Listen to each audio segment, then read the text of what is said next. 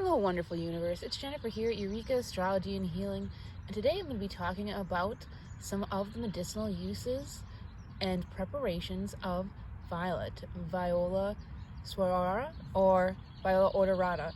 They are very similar. There are several species, but those two are largely used medicinally. And there are hundreds of species. They've been cultivated for hundreds of years for their beauty. And first, I just want to say this information is for educational use only.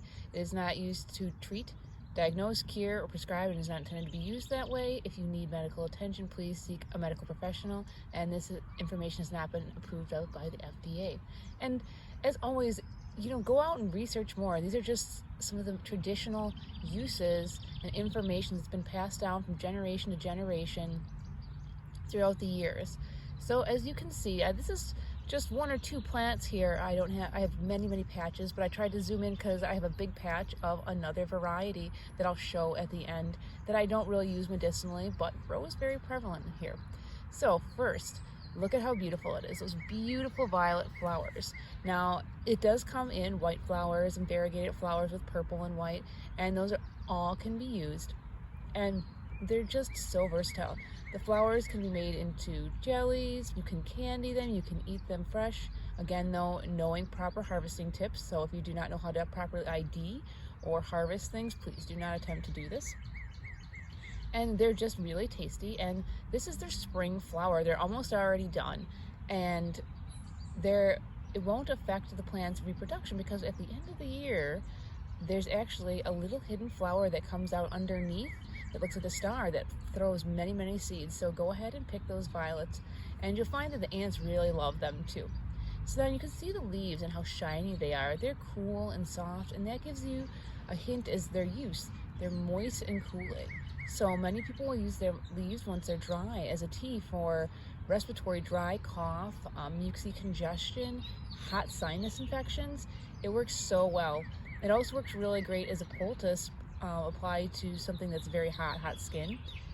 If you can take the fresh leaves and infuse them into oil, and that oil can be used once it's all prepared properly for dry skin conditions, especially eczema, psoriasis, anything that's dry and hot. You can eat the leaves in the spring, and so the reason I'm showing you now is the leaves are still small. They're tender, they're delicious, and I actually have been harvesting them for the last few days, and today they're starting to get a little dusty. I actually harvest them the day after 2 days if it rains, because there's not so much dust and just other things on them. And I also harvest them now too because there are less things growing on them, and by that I mean insects like to put their nests on these leaves, and so it just helps the ease of not getting pests into your home and also eating them. If you can avoid it if possible, it's a good thing to do. You can also tincture the leaves fresh with the flowers and use them medicinally in very similar ways. As you can see, it looks like a heart a little bit, or also the uterus, and that can indicate, as doctrinal signatures, some of its other uses. So in this case with the heart, it doesn't directly, it isn't known for medicinally helping the heart outright, except for that it helps the lungs. And if there is a condition where the lungs are failing and the heart is having a hard time with that, or vice versa, it could support that. Again though, please seek medical attention if anything like that is happening. But it is known for grief, for those who are grieving, and again, that lung association, supporting the lungs, is associated with grief. And so when someone's going through a stressful time, or has just gone through a stressful time, it's a really great nourishing herb for that.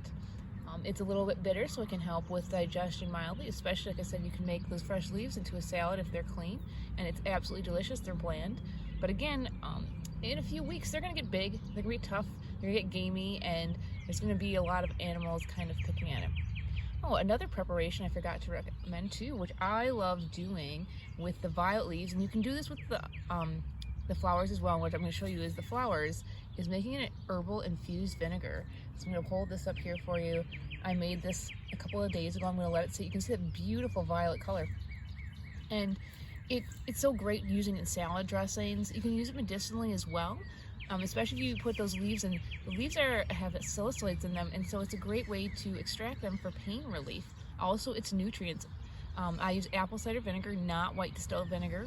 Make sure that you read the label too, because sometimes the apple cider vinegar will actually be dyed distilled vinegar, and you don't want distilled vinegar because it's void of everything. It's usually very chemically processed. You can use apple cider vinegar with the mother. However, the tinctures tend not to last as long. After you strain them out, they kind of can go bad a little bit quickly. So you want to make small batches and use them efficiently. The other thing you can do with the flowers is make syrups. They're delicious. They are delightful, and people love using them for parties, whether you're doing just a seltzer water drink or, you know, a little more adult drink. It's a beautiful thing. And you know, there's just so many other uses for it, and there's other medicinal uses as well. I've just kind of touched upon a few. I want to introduce you to something that is in almost everyone's yards if they have a woodland setting, or they're in the northern part of the United States, or, you know, in more temperate climates. I'm going to show you now, too, at the end here, another species. I'm not exactly sure. I believe I identified once as the Canadian violet, and so I'm going to go over here. You can see they're a little bit lighter. They're bigger. They're also more dry. They're not as shiny. To me, I feel like they probably have less mucilaginous properties, that coating, soothing. And if you go back, you can see, oh, there's a shiny one. That's the other species we started off with. And there's just, you know, a little bit more shine to it, a little bit more coating on the plant, and a darker green. You can definitely see that there. And I hope you enjoyed this video and got a little introduction into violet. And go explore. There's so many more things you can do with it and so many other uses. With that, I'm Jennifer, Eureka Astrology and Healing. If you like what I'm doing, hit like, subscribe, check out my website and seeing my services. I do astrology consultations, wellness consultations, tarot readings. May the plants ground you and the stars guide you. Ciao for now.